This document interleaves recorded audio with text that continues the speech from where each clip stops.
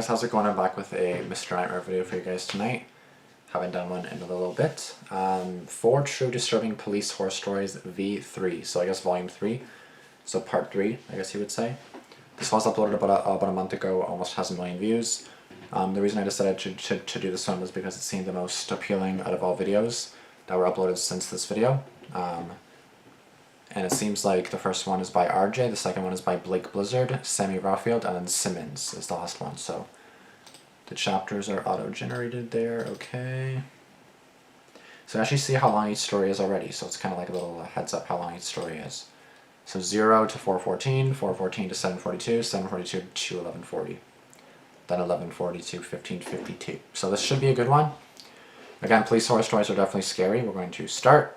Because again, police are obviously police, like they're the ones that have to deal with all this bullshit and the dangers of policing and everything. It's not fun, it's not easy. You gotta be careful, you gotta be alert, you gotta be like, I know a lot of people judge cops, like I'm in security, right?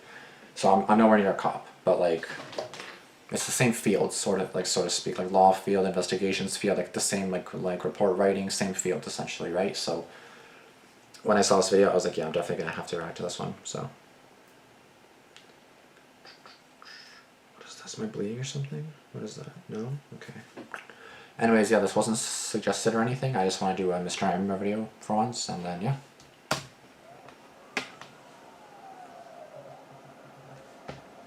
I feel bad for the policeman. Like, they get shit on, and some cops are bad cops, I know, but a lot are also good. I'm a police officer in South Jersey. I've been doing this since I was 23. For the most part, it's not as exciting as it's cracked up to be. Not a whole lot happens in my county. Usually the worst calls are disturbance calls or an occasional shoplifting, with something a little more serious sprinkled in there once in a blue moon. Well, be happy you're not responding to shootings every day, potentially dying. Like, be happy, man. Like, wouldn't you be happy that you're not responding to shootings and shit every day? Like, I'd be happy about that. I've done just about every possible shift there is. I did my time on the night shift, and there were definitely some weirder calls during the night shift than the day shift. For sure. This one time I was working the night shift, I didn't get any calls. I was just cruising on a quiet road with no streetlights and woods on both sides. I saw the reflection of taillights suddenly approaching on the right-hand side of the road on the grass. As I got closer, I saw that the driver's side door was open. I started to veer onto the grass as I slowed down, fully planning on getting out to see if the driver needed assistance.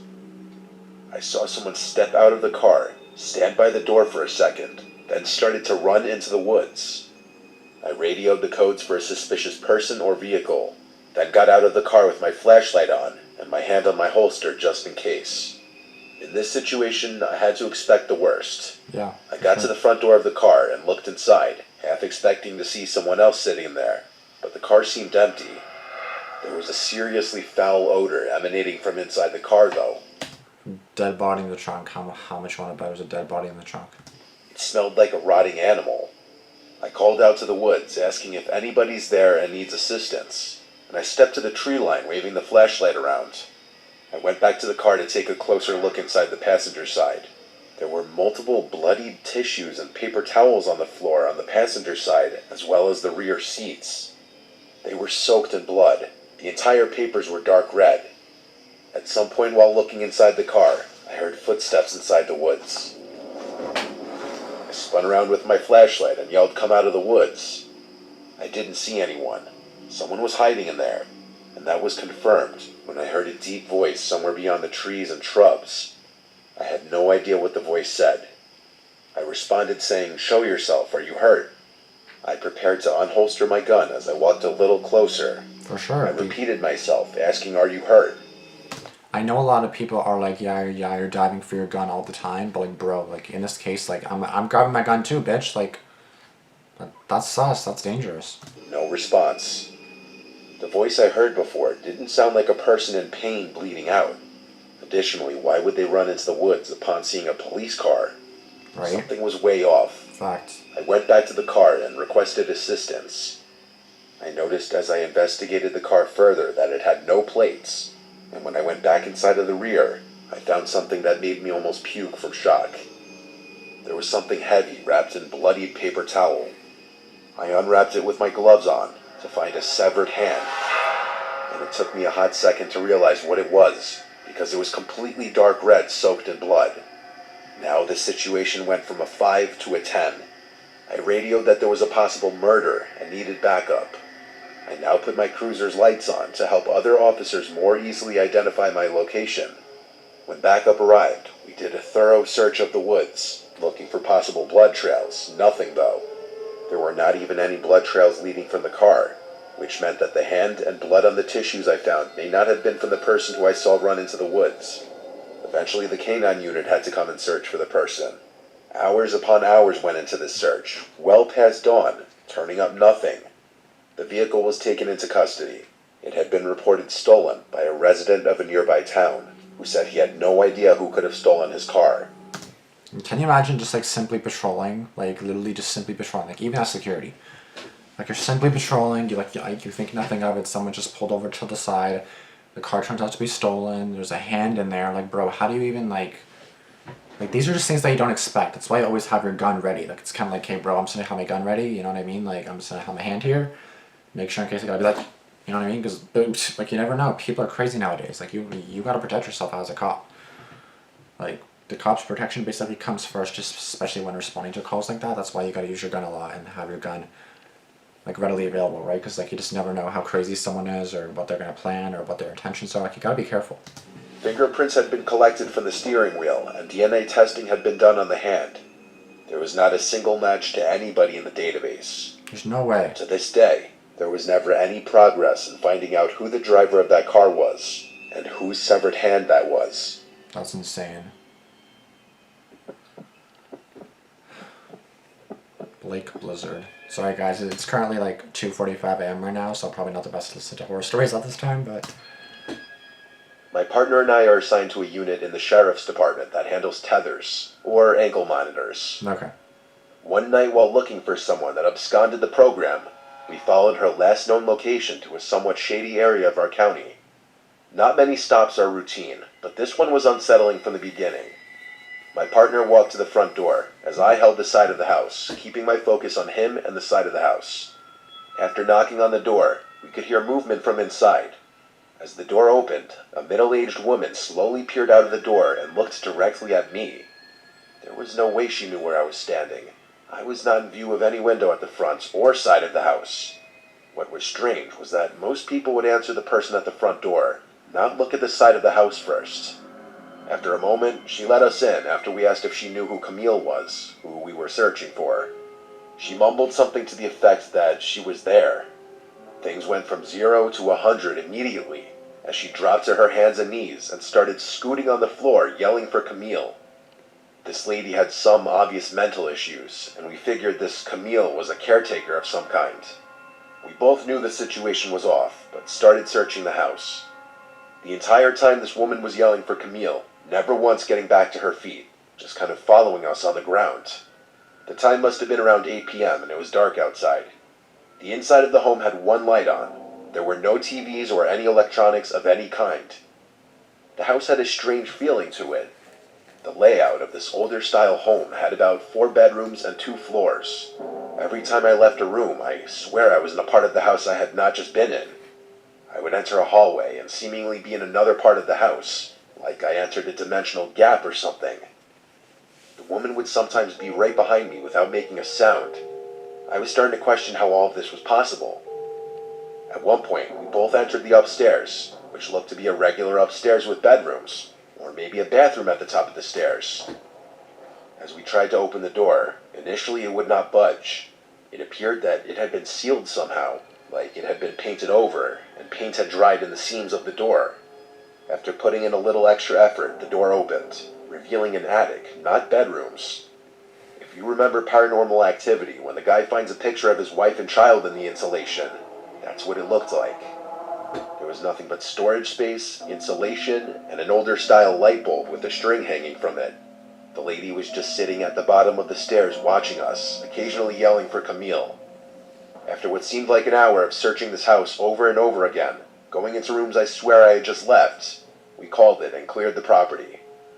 As we drove off, the woman was now standing right in front of the door, staring at us as we left.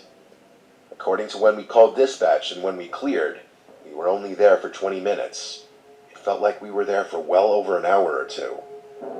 I don't know what was more unsettling, the fact that it was late at night, the lady yelling Camille's name and scooting on her hands and knees, her quietly showing up behind me when I had not heard her move, or the fact that she was standing at the door just staring at us as we left. We have not returned to that house. Graphic content warning. Oh, damn. My family and I live throughout the middle of Georgia. Not many stories come out of this area, and this one I'm about to share makes us glad of that fact. My cousin, who I'll call Bob, has been a police officer for 5 years. He went into the force bright-eyed and optimistic, I guess like so many do. It sounds corny, but he genuinely wanted to make a difference and help improve the lives of the people in his community. That's good. One day, they got an alert from a house somewhere between Macon and Roberta. To hear Bob tell it, it was a place that people had thought was abandoned for years. Gives you an idea of the state the house was in. Anyway, when they arrived, an older gentleman was sitting on the steps outside the front door with his hand in his pockets. Bob and the other officer approached him and were alarmed to see that the man was crying. Well, not crying really, but sobbing. He was also muttering something to himself about how awful it is. They tried to question the man, but the guy was completely incoherent. It didn't take but a couple of seconds to figure out that the poor guy was traumatized. As his partner called for another car, Bob drew his gun and decided to enter the house. The smell inside the house was overpoweringly rancid. He told me that the kitchen and living room were a total wreck. It was clear the owners of the house were hoarders. Pots and pans stacked damn near to the ceiling, spoiled food all over the table, takeout containers scattered all over the floor. Disgusting. As procedure dictates, Bob called out to see if anyone would answer. Silence. He told me that even with all his training and experience over those past 5 years, his heart rate was already building fast. Gun at the ready, he checked out the living room and saw nobody was there either. He made it. I'd be terrified, to be honest. I'd be low-key like crapping myself. I'd be terrified. I don't care if I'm a cop. I don't care if I got a gun. I'm terrified. His way down the hall where the smell was getting much worse. Just as it all became too much, he covered his mouth and nose and opened the door to what he suspected was the bedroom. In the bed were 2 corpses, gray-skinned and covered with flies. Despite his churning stomach, Bob decided to go in for a closer look, a decision he said he's regretted since. One of the corpses was male, the other female. The skin on their faces was already starting to fall off, and the flies were flying in and out of their mouths. Some were landing and sitting on their eyeballs. As Bob inspected the female's corpse, he was horrified to find that she was holding an even smaller dead body, an infant. It wasn't until a large cockroach crawled out of the dead infant's mouth that Bob ran outside the house, doubled over, and threw up his lunch all over the steps the man had been sitting on. When the other cars finally arrived, they were able to do a more thorough inspection. The older man that Bob and his partner had met when they first arrived was a former co-worker and friend of the dead man. They'd worked together at a peach packing company. The man hadn't showed up for over a week, and he'd gone to their house to see if he was okay. The poor man had been the first to see that horrible sight in the bedroom. The story that they put together was that the wife and husband had at some point become addicted to opioids. After some kind of operation a year or so before, they had started abusing painkillers together, and the addiction grew and grew until they started shooting up and snorting heroin. Their daughter, who wasn't more than a couple years old, had died of neglect. When the husband and wife discovered their baby's corpse, they finally broke completely and decided to end themselves. The coroner found enough heroin in both their bodies to kill them twice over. Bob's still on the force, but he started drinking a little too much after that. He's been going to therapy, and he's since managed to get his drinking under control. Almost every time we talk, he says that he still has nightmares about that poor child's corpse. And in his nightmares, the baby's still crying.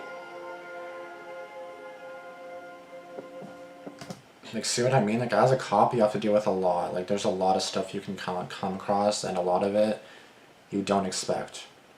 Like, you respond to a car accident, you see things you don't want to see. Like, I know there was, like, a song dedicated to, like, first responders. Honestly, like, it's kind of a bop. It's called Tribute to First Responders. I'm not going to, like, necessarily play it right now, but Kevin. It's by Kevin Davison. 2.5 million views.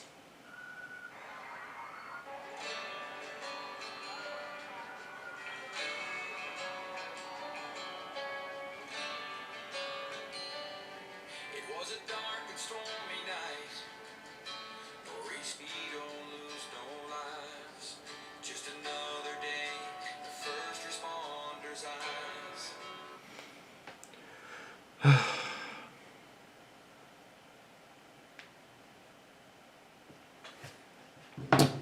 It is honestly a good song. I just don't want to play because I don't want to get copyrighted or anything. But honestly, it is a really good song. But honestly, like, you really have to like tribute your first responders because they go through a lot of PTSD, a lot.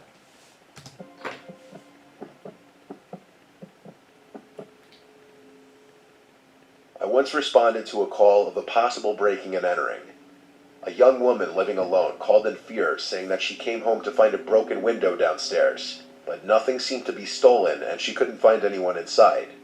But then when she went upstairs to bed, she thought she could hear footsteps moving around downstairs. Bro. Her call disconnected shortly after she said that, and the woman wouldn't pick up to any of the attempted callbacks. I took the call and arrived to the little house. I went to knock on the front door, and after a minute, I gave it another set of knocks and pressed the doorbell.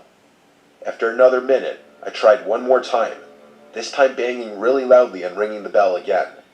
When there was no answer this time, I decided to inspect the house. I walked around the house, and I found the busted window. It was a window big enough to crawl through with ease. I stuck my head into the dark house and yelled, "It's the police." It was silent. I radioed to dispatch that the house seemed silent. More officers were en route, but I didn't feel right waiting around in case there was someone truly in danger in the house. I radioed that I'm going into the house through the window, and then I climbed through it. I stepped over the shattered glass into the kitchen. I drew my gun and started walking through the kitchen, hearing the glass crunching below my boots.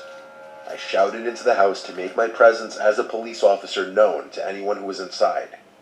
I didn't hear any footsteps, so I went upstairs, as the woman on the phone told dispatch that she heard footsteps downstairs, so that would mean her bedroom was upstairs. I wasn't trying to be too quiet as I went up the stairs, but I also wasn't stomping around.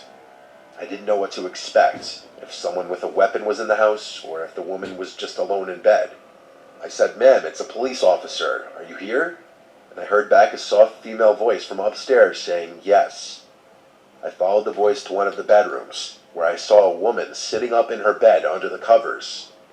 She looked at me, and I asked if she was okay. She said she was fine. I noticed a slight tremble in her voice. I kept the lights to the bedroom off as I looked at her. There was enough natural moonlight in the room that I could examine her facial expression. She looked distressed. I told her I was responding to her phone call, and then I asked her why she hung up and didn't pick up the callbacks. She stuttered and said no one is here. I caught on to what was going on. I looked at the closet and made a slight head nod to her. She very slightly shook her head no. I looked down under the bed and pointed, and she shook her head yes. The weight of the pressure of what to do next was 1,000 pounds. The best idea I came up with on the spot was telling her, "All right, ma'am, I just need you to sign this report form stating that I was here and there was nothing unusual." She said okay and got up from the bed and came over to me. And when she was close enough, I pushed her out of the room and then drew my gun and yelled, "Come out from under the bed." I was still shook when I saw a dark figure actually slowly coming out from under the bed. I said, "Hands first and drop any weapons." I heard the clank of something drop to the floor, which turned out to be a gun. Fuck. A middle-aged man in all black clothes stepped out from under the bed with his hands up. I made the arrest on the spot and brought him outside, right around the time the other officers were arriving. The woman had hung up the phone on the police when she thought the footsteps were upstairs, and she didn't want the intruder to hear the audio from the phone call. This was also why she didn't pick up the phone, because by this point the intruder entered the room and had her at gunpoint. And since the police were already coming, for whatever reason, instead of fleeing the scene, the intruder threatened to shoot the woman if she made a sound when the police came. After I had rung the bell, he hid under the bed and told her to pretend he wasn't there. I'm glad I was able to catch on to the situation.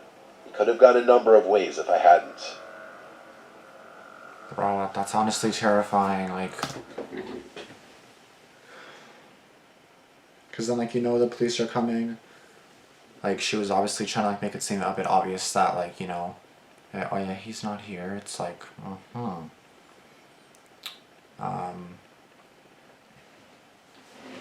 So, fuck, I just don't know, I don't know what to say to that, man. Like, honestly, good on the cop for putting two and two together, and just, I'm really glad that the girl's okay, because that's fucking terrifying, bro.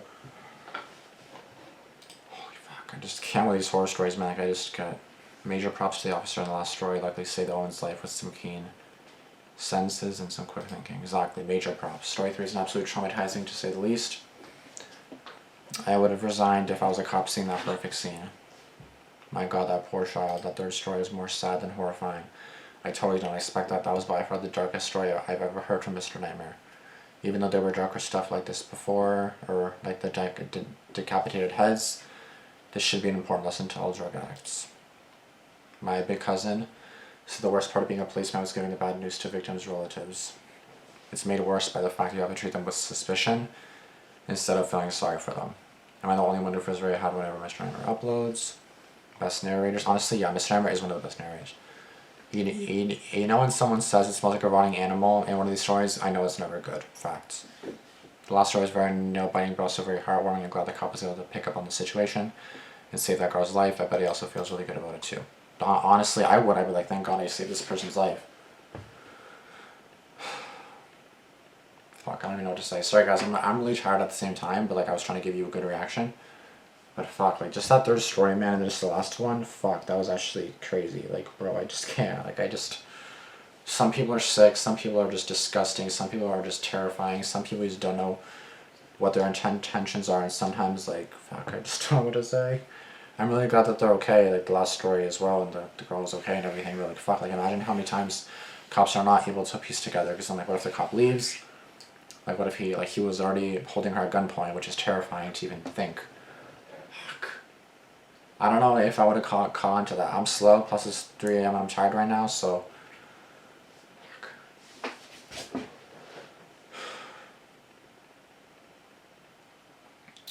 But hold on a second. I'm pretty sure as like a security guard, as a police officer, you're not really able to share you're not able to share anything with the public unless it's in the news, because then it's obviously released to the public. But I assume it was released to the public, because then you can't really release anything that's part of like duties. You can't really like release secret stories, but I guess if it's in the news, that's not really it's not really a secret anymore, is it? But fuck, that was a good video, man. I'm just gonna listen to this emergency responder song. Thank God that we have these trained professionals here to protect us, even though some are bad, some cops are bad, but